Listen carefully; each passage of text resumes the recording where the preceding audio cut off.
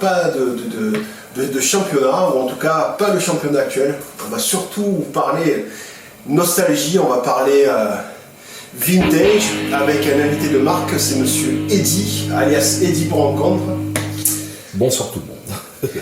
Oui, donc ça faisait longtemps qu'on voulait faire cette émission et ça permet de faire un petit coup de projecteur important sur ce site qui a un succès.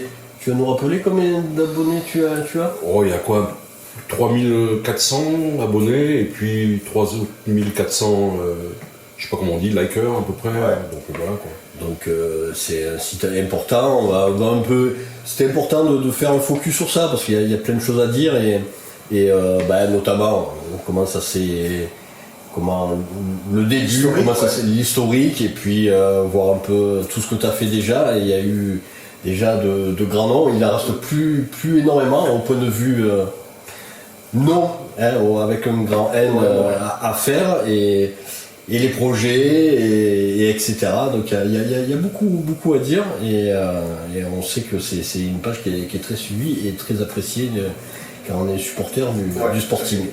Justement, Eddy, par rapport à ça, tu es étonné toi de cet engouement par rapport aux années antérieures, essentiellement au championnat amateur, même si lorsque tu partages par exemple de l'actualité de l'ère Vinci Bengo, il y a quand même aussi de l'engouement.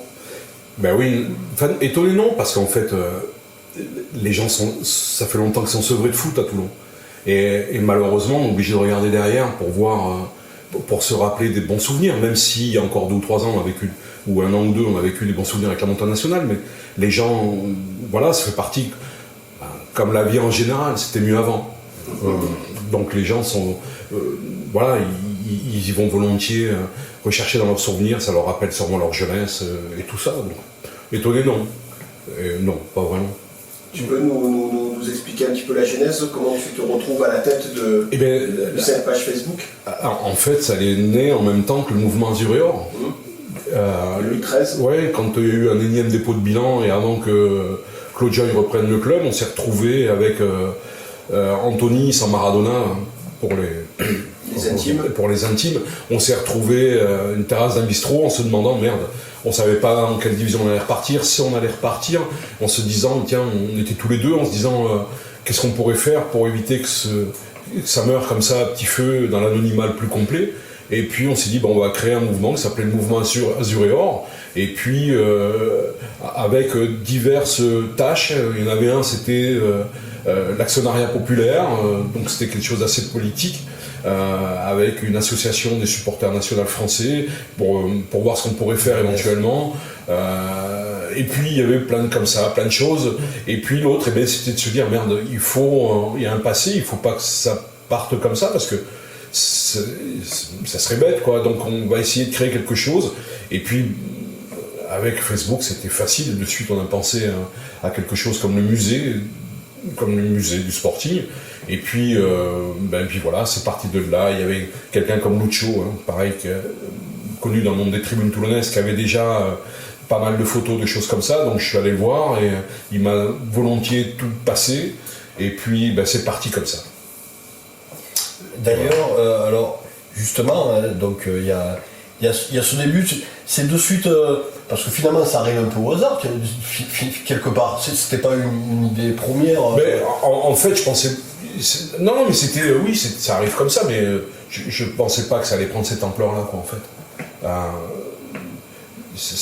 Voilà. Parce qu'on va mettre de suite les pieds dans le plat. Tu vois, aujourd'hui, si on prend, je suis sûr, même tous les joueurs qui sont passés, etc., tu as un des plus beaux carnets d'adresses. Quand je dis carnet d'adresses, c'est numéro de téléphone. Fait que les supporters tournés.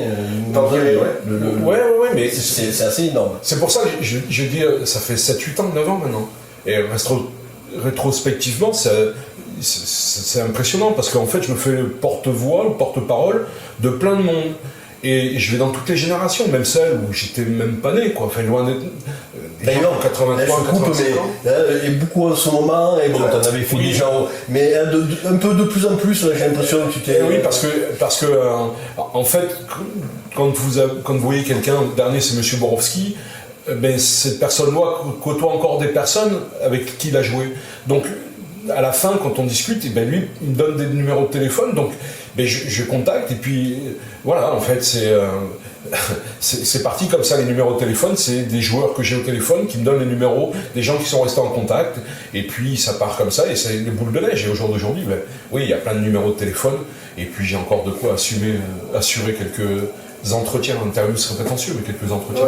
Ouais, parce qu'en fait, il y a les entretiens que depuis quelques mois maintenant, tu publies aussi sur un blog spécifique tout à fait, dédié aux interviews de ces anciens joueurs, mais il y a aussi tout un aspect anciennes photos, articles de presse, etc. Là aussi,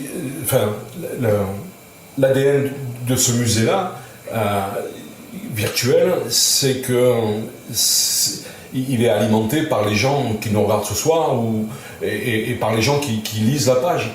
Et puis c'est alimenté par les joueurs eux-mêmes, les anciens qui suivent, par leurs enfants, par leurs épouses, par leurs veuves, par tout le monde en fait. Par leurs frères aux joueurs, par tout le monde.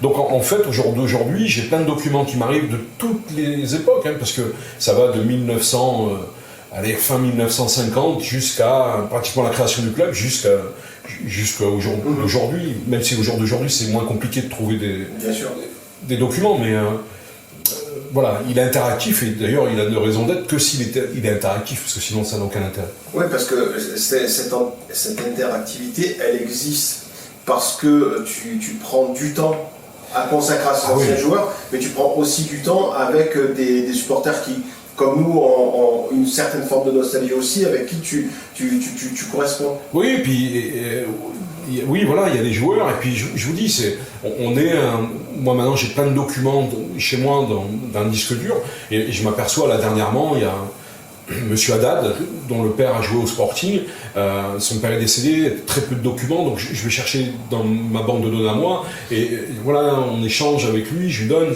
enfin, il y a un devoir de mémoire pour ces gens-là, et bon, voilà, je lui colle parce que c'est comme ça. Quoi. Et est-ce que justement, parce que j'ai l'impression qu'en fait on se prend, quand tu le crées ce truc, je suppose que t'as pas tout ça en tête. C'est un effet de boule de neige, et j'ai l'impression que plus tu rentres dedans, et plus il y en a, etc. Mais c'est ce qui fait que tous les jours j'ai des messages sur la page de gens qui me prêtent leurs photos, je les scanne, je les ramène, de toutes les générations, même si on s'est arrêté à la reprise de Claude Joy, parce que depuis les joueurs sont, voilà, il fallait mettre pour le moment c'est comme ça, voilà, donc ça va de 1945 jusqu'à la reprise de Claude Joy, et voilà, mais non, j'étais loin de me douter que ça allait faire ça, quoi. Au début, on était 10 à suivre la page, et c'était une parution par semaine. Parce que j'avais peur d'au bout de 2-3 mois de ne plus rien avoir à mettre. Alors en réalité, c'est alors qu'aujourd'hui, on pourrait mettre 10 parutions par jour, et qui ont encore du grain à moudre, parce que je vous dis, c'est les anciens joueurs qui me donnent leurs photos, leurs articles, que soit leur mère. André Sudre, quand même, qui a plus de 80 ans, c'est sa mère qui lui a fait son album, quoi. Et ces gens-là, ils vous donnent leur vie. Ils vous prêtent leur vie. Monsieur Vibourel, c'est pareil. Je parle pour les plus anciens, mais pour les plus jeunes, c'est pareil. Pour les plus jeunes, c'est pareil. Ils me donnent ce qu'ils ont de leurs souvenirs. D'ailleurs, juste avant que tu dises quelque chose, au niveau d'avoir un peu des chiffres, ça fait combien d'entretiens, ça fait combien de... Un peu quelques stats, quelques lectures à un niveau de... L'entretien, c'est quoi, 66-67 joueurs à peu près. Et tu as aussi ton palmarès, tu as aussi une espèce de palmarès avec des surprises. Voilà, des surprises. Ah oui.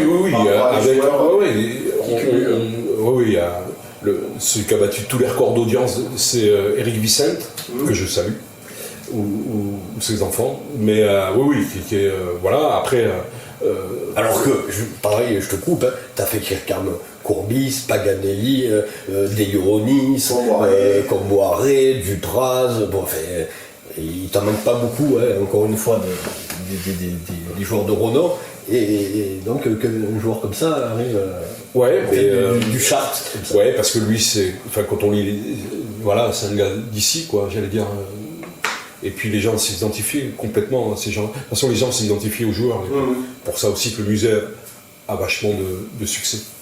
Puis il y a aussi des interviews, qui sont qui, au-delà de la nostalgie, évoquent aussi une émotion particulière. Je pense par exemple à Luc Borelli et ses frères qui t'accordent une interview. Mais chaque interview, il y a quelque chose de palpable qui se passe parce que soit c'est tellement loin dans le temps et les gens sont assez étonnés qu'on vienne les voir en leur demandant ou alors Luc Borelli qui est parti ou Xavier Ridan qui est devenu prêtre, donc c'est parce qu'ils sont passés complètement à autre chose et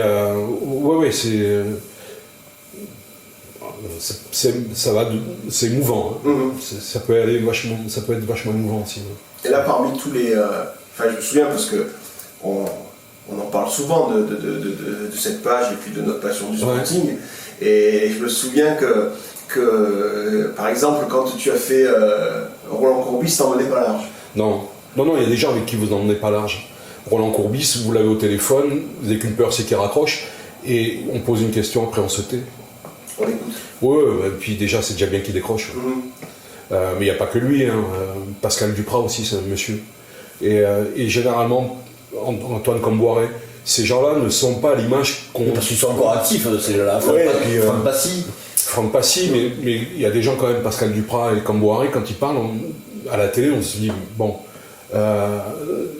et en fait, c'est tout l'inverse quand on les a comme ça, c'est des gens... généreux. Hyper abordables. C'est des gens... Tous ces grands entraîneurs-là... Peter Bosz, Franck Passy, tous ces gens-là, plus la carrière est grande, plus ils sont abordables, j'allais dire. Sur le banc, je parle, parce qu'en tant que joueur, ils ont tous fait des grosses carrières, mais sur le banc, c'est quand même assez incroyable. Est-ce qu'il y a un ou des joueurs que tu n'as pas encore fait, que tu rêves de faire, que tu aimerais faire? Oui, il y a David Ginola, je pense, parce que, mais après... David Ginola, c'est parce que je pense que c'est le premier vrai Toulonnais qui a réussi à s'exporter à Newcastle. Et rien que pour ça, parce que c'est une certaine fierté, c'est un produit pur du centre de formation qui a réussi à passer les frontières. Et qu'on avait eu la chance, je me rappelle, de croiser. On a une photo avec David Ginola, mais à l'époque, ça n'existait pas. Mais après, à chaque fois que j'en fais un, à vrai dire, je suis vachement... pour moi, c'est un honneur que ces gens-là... quel que soit le niveau dans lequel ils ont joué, à partir du moment où ils m'accordent un peu de temps, moi je prends pour nous tous, parce que moi je suis que le porte-parole, c'est un honneur pour moi. Oui, parce que avant même d'être un relais, on va dire, entre des joueurs et des supporters, t'es d'abord un supporter. Oui. Le musée c'est une excuse, mais après c'est vachement égoïste. Enfin, quand vous êtes au téléphone avec Antoine Comboiré, c'est hyper égoïste, quoi. On parle du sporting, après on finit de parler du sporting, on parle... Après il reste 6 mois, pour le coup. Voilà, le sporting a marqué ces gens-là. Pascal Duprat, c'est pareil, c'est un honneur. Je veux dire, c'est des gens qu'on voit à la télé, Laurent Paganelli, et tous, David Marézu, le dernier, parce que voilà, c'est même pas une question de... Tous, quel que soit le niveau, tous ceux que j'ai fait, pour moi c'est un honneur qui m'accorde un peu de temps pour partager le sporting. Ce musée, il est objet de convoitise ou pas du tout? Non. Je te parle de ça parce que je me souviens qu'à une époque, il y avait des gens qui venaient se servir sur la page. Ouais, mais bon, je pense que c'est... Ouais, à l'époque, mais non, c'est partagé, et puis les gens citent, voilà, c'est ce qui se fait, c'est devenu... voilà. J'évoque ça parce qu'aujourd'hui, il y a aussi des collaborations avec d'autres pages. Oui, il y a surtout un groupe, ça fait une paire d'années maintenant, où il y a des supporters de tous les clubs et on échange des photos, des documents. Voilà. Mais il y a aussi, ça c'est une partie de mon approvisionnement en photos, en articles et tout, mais c'est surtout ce que les gens me donnent. Les supporters, je vous dis, je répète, les joueurs eux-mêmes, les anciens joueurs, leurs femmes, leurs enfants, leurs petits-enfants, tout le monde, c'est un échange. Moi, quand je peux, qu'ils n'ont pas, je leur donne. Quand ils me prêtent, et voilà, il le vit, et c'est l'ADN du musée, ça. Sans ça, longtemps que le musée n'existerait plus. Et je crois savoir aussi d'ailleurs, je sais pas si c'est une particularité, mais finalement, tu as eu beaucoup de contacts aussi par rapport aux enfants des joueurs. Oui. Ouais, pas des joueurs directement, même si ça peut arriver, mais beaucoup les enfants. Oui, parce que les enfants ne se rendaient pas compte que bien souvent que le père a eu cette carrière-là. Parce que ils se rendaient pas compte qu'il était très populaire à Toulon. Je pense à Roger Mendy, il faut un donner. Ah ouais, Roger Mendy, Roger Mendy, oui, mais. Miscaino aussi, je crois, mais fait, tu le dirais mieux que moi, mais Roger Mendy. Oui, tout. Je pensais aussi, il y en a plein, c'est les enfants où. Voilà, c'est une forme de reconnaissance aussi. C'est une forme de reconnaissance, je pense,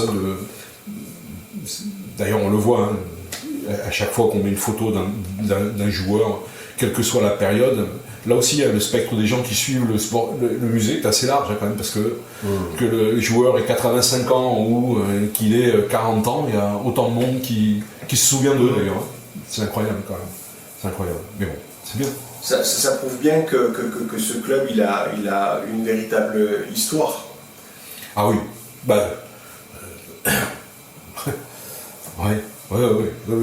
Ça va au-delà de ça, de toute façon. Une identité. Ouais, c'est ça. L'histoire, c'est quand... voilà, je pense que... il y a des clubs qui ont une histoire, mais c'est pas pour ça qu'ils ont une identité. Saint-Étienne a une histoire et une identité. Lens a une histoire et une identité. À Toulon, il y a une histoire et une identité. Et c'est pour ça que cette page-là, on est 6000 pratiquement, mais on est en CFA. Ça fait 35 ans qu'on a quitté le monde pro. Le jour où on passe pro, je pense que c'est des pages qui vont exploser. Parce que, voilà, on s'aperçoit qu'aujourd'hui, il n'y a plus personne dans le stade, mais beaucoup de monde suit encore le sporting. Tout à fait. Le foot, c'est des émotions, c'est pour ça qu'on aime ce sport. C'est lesquelles t'en procure des multiples d'émotions. C'est lesquelles finalement les plus fortes. Il y a l'émotion évidemment d'avoir, on va dire, bête d'avoir comme Moiré, Courbis au téléphone, bon très bien, mais il y en a plein d'autres je suppose.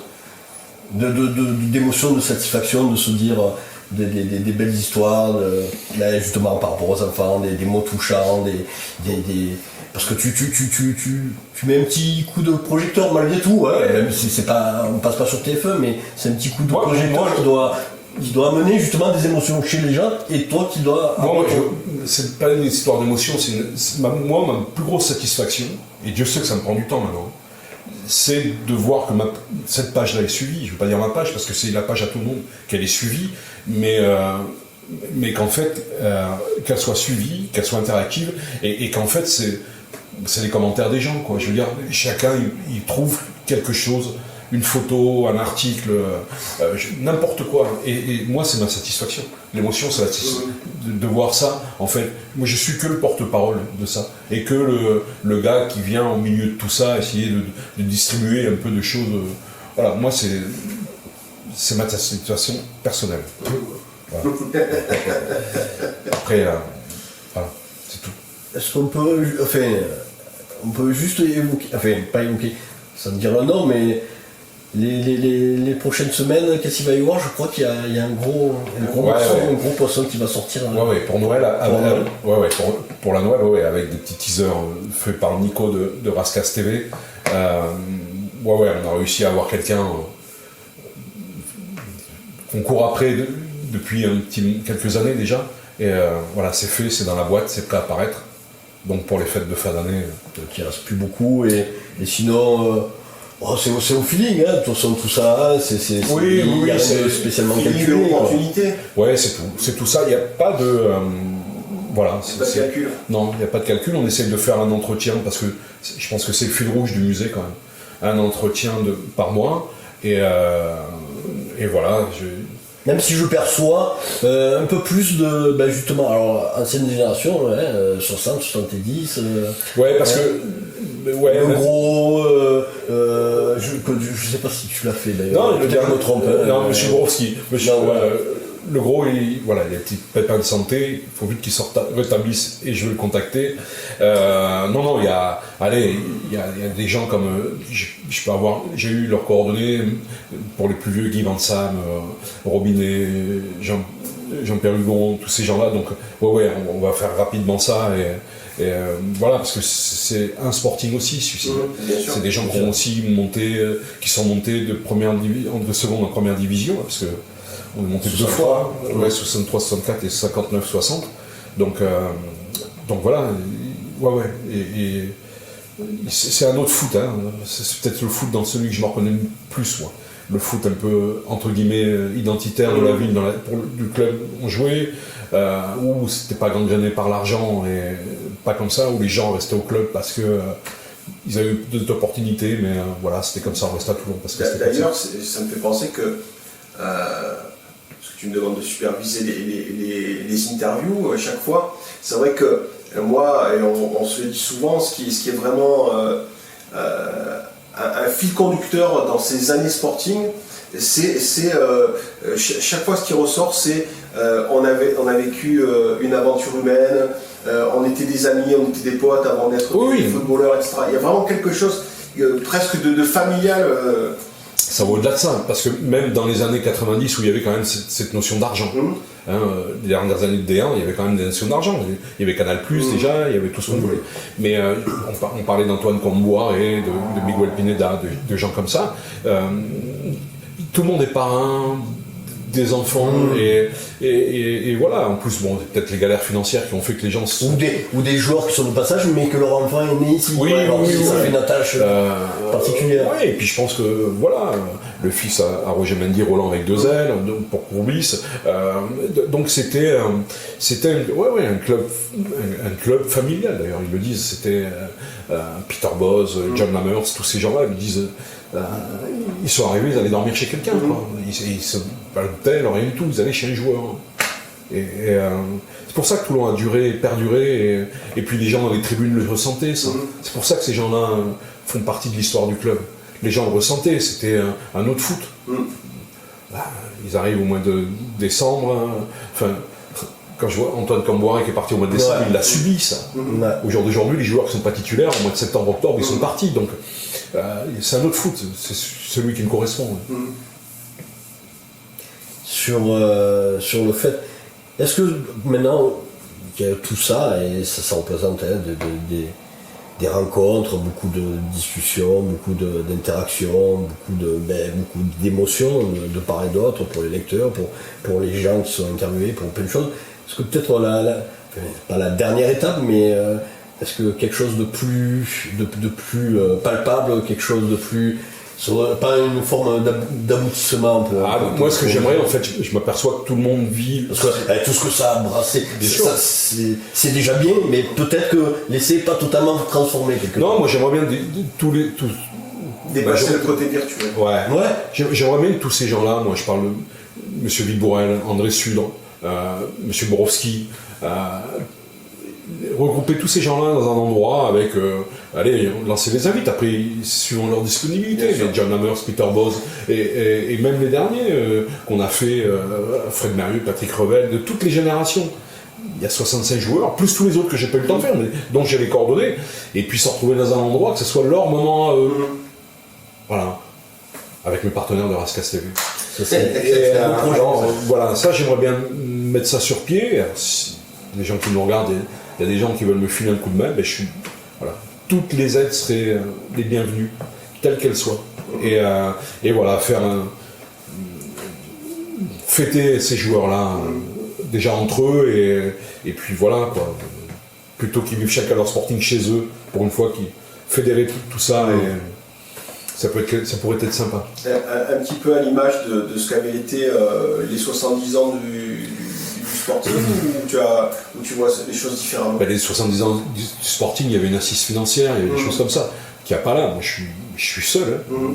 Enfin, j'ai quelques partenaires, mais voilà, donc ça, je sais pas, mais bien sûr, c'est des gens, il y a tout à imaginer, tout est imaginable, et on peut, voilà. Après, bon, ça serait Ça serait chouette. Pour refaire l'histoire avec un grand H Ouais. sur une journée, ça pourrait être vraiment extraordinaire. Ouais, Après, tout à fait. voilà. Est-ce qu'on peut évoquer vite Le fait présent. le présent, hein, on va pas y rester trop longtemps, t'aurais un peu des choses à dire C'est compliqué, hein. C'est compliqué. pour le moins. C'est compliqué. Voilà, il y a un mélange de déception, de lassitude, de tout ce qu'on veut. Et puis, on va peut-être attendre que la saison se termine pour tirer les conclusions, même si on peut déjà, sans être... Mais déjà sur les signaux, on va dire, ouais, les signaux qui sont... On verra, hein, puisque après, en foot, on sait que tout va très vite. Hein. Ouais, non mais voilà, le paradoxe, c'est que... bon, il reste 2 gros matchs à jouer, là, avant de tirer un premier bilan. Après, suivant les 2 matchs là, je pense qu'on aura une idée plus précise de ce que va être le restant de la saison, quoi. Si on aura quelque chose à espérer, si on n'aura plus grand chose, comment on va faire pour faire la saison prochaine. Ouais.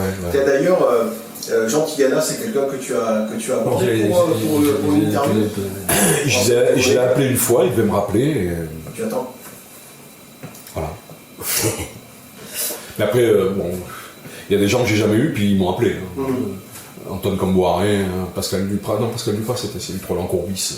Donc on sait pertinemment quand on commence à contacter des gens. Ça aussi, tu peux le dire sur certains, notamment, et puis c'est normal, ils sont actifs. Il a fallu. Enfin, voilà, c'est aussi un travail de patience et de ténacité. Ah oui, c'est ce qui fait, le charme d'ailleurs. Quand vous envoyez, je sais pas moi, pendant 3 ans et demi, 20 textos à Antoine Camboiré et qu'un jour vous sortez de la douche en rentrant du boulot et numéro Camboiré Antoine qui s'affiche. Putain, vous cherchez un stylo tout pour écrire, un dictaphone, et ça part de là, quoi. Donc, c'est... Non, parce que je veux dire par là, ça se mérite. C'est pas comme ça. C'est bien d'avoir déjà les numéros de téléphone. Bon, ça, c'est déjà une première étape pas évidente. Parce que c'est pas, encore une fois, tout le monde qui a ton carnet d'adresse. Mais après, il y a le reste. Il y a à voir les gens. Et ça, c'est encore autre chose. Mais vous savez, quand il y a Antoine Camboiré qui t'appelle, Pascal Duprat qui te répond, Roland Courbis qui te répond, et puis même les autres, parce que j'ai l'impression qu'on focalise sur ces gens-là. Eux, c'est parce qu'ils sont encore en activité dans le monde du football. Et que pour les jeunes générations qui nous écoutent, ça parle plus peut-être que Alain Lardoré, alors que pour moi, ces gens-là, c'est des dieux. Hein. C'est pas péjoratif, mais même que tous ces gens-là, quelle que soit leur fonction, ce qu'ils font, où ils soient, à l'étranger, pas à l'étranger, ils prennent le temps de me rappeler ou de m'accorder, combien il y en a qui me disent ça, bon, pour combien de temps? 10 minutes. Puis au bout d'une heure, c'est moi qui raccroche parce que j'ai peur d'oublier des trucs quand ils me disent, et puis je note, ou j'ai peur que c'est pas tout enregistré. Donc on voit bien que c'est pas moi, mais c'est le Sporting qui a fait que ces gens-là ont gardé un super souvenir et une super aventure humaine, et puis qui veulent la faire partager et en parler. Ce que tu voulais dire aussi, Eddy, en participant à cette émission spéciale, cette édition spéciale musée du Sporting, c'est merci encore d'avoir reçu. Merci à toi de venir. C'est que en fait, si des gens qui regarderaient cette émission souhaitent t'envoyer des documents, prendre contact avec toi, ils peuvent utiliser la page Facebook, le musée du Sporting Toulon. Ah bien sûr, il n'y a même pas à m'envoyer, parce que, bon, à part si les gens sont très loin, mais sur l'aire toulonnaise, si vous avez des documents, des photos, je sais pas, n'importe quoi, on peut se donner un point de rencontre. Moi je les prends, je les scanne et je vous les ramène dès que j'ai fini. C'est ce que je fais avec tout ce dont les gens me prêtent. Et je voulais les remercier, d'ailleurs, profiter de cette émission pour les remercier. Et puis voilà, parce que le musée n'existe que pour vous et par vous. Sinon, on ferme la boutique et puis on passe à autre chose. Et on va continuer longtemps. C'est une belle conclusion, ça, ou... Ça va le faire. Ouais. Manu, t'as autre chose? Non, moi j'espère que ça va durer évidemment encore longtemps, mais encore une fois, pour vraiment, pas clore, mais aboutir à une forme d'aboutiment serait d'avoir quelque chose de plus concret. On espère que peut-être aussi, par rapport à cette émission, que peut-être des gens qui y pensaient mais qui n'osaient pas, peut-être qui franchiront le pas pour un peu plus concrètement pour faire ce projet qui serait magnifique et oui, mais ça aussi, il faut, voilà, je répète, hein, pour organiser une journée comme ça avec la présence de plein de monde, il faut prendre le temps de l'organiser, mais voilà, on va lancer un petit appel ce soir, et puis ça peut être ce soir le début d'un beau truc à venir. L'avenir nous le dira. Ça serait bien. Juste, bon, pour terminer, vivement la semaine avant Noël, ouais. Tu peux nous dire le groupe là ouais, ça va être top. Sans citer de nom, ça va être bien. Ouais. Il n'est pas resté longtemps à Toulon, mais ça fait partie des gens qui l'ont marqué, qui ont marqué le club. Absolument. C'est clair. Ouais. Et qu'est-ce qu'on souhaite sinon que ça continue et... On continue, et puis sportivement, on retrouve quelque chose de cohérent et de conforme à ce qui était... Les gens attendent. Ouais. Est-ce que les gens recherchent et souhaitent. Et d'ailleurs, ça me fait penser, bon, désolé, on fait un peu plus long, mais ça me fait penser que sur le forum de la rascasse.fr de Marco, je disais il n'y a pas très longtemps, quelqu'un qui expliquait à notre supporter que, à la rigueur, il préférait ne pas avoir son équipe tous les ans, obtenir un bon point de la DNCG en restant dans le monde amateur. Voilà, cette personne disait qu'à la rigueur, elle préférerait vivre X années de folie comme on a pu le connaître, même si le Sporting n'a pas un très gros palmarès, mais faut être en termes d'émotion... Il faut être franc. Si aujourd'hui vous faites un sondage en demandant si les gens aimeraient revivre les années Courbis avec l'issue qu'on connaît tous, je pense qu'on aurait les résultats d'une élection présidentielle d'État africain. Bien sûr que oui. Ouais, parce que c'est les émotions. C'est les émotions, tout à fait. Et bien sûr que bien sûr que oui. Et puis c'est tellement notre image aussi. C'est ça. Donc voilà. C'est ça. Merci. Et dis merci et à bientôt.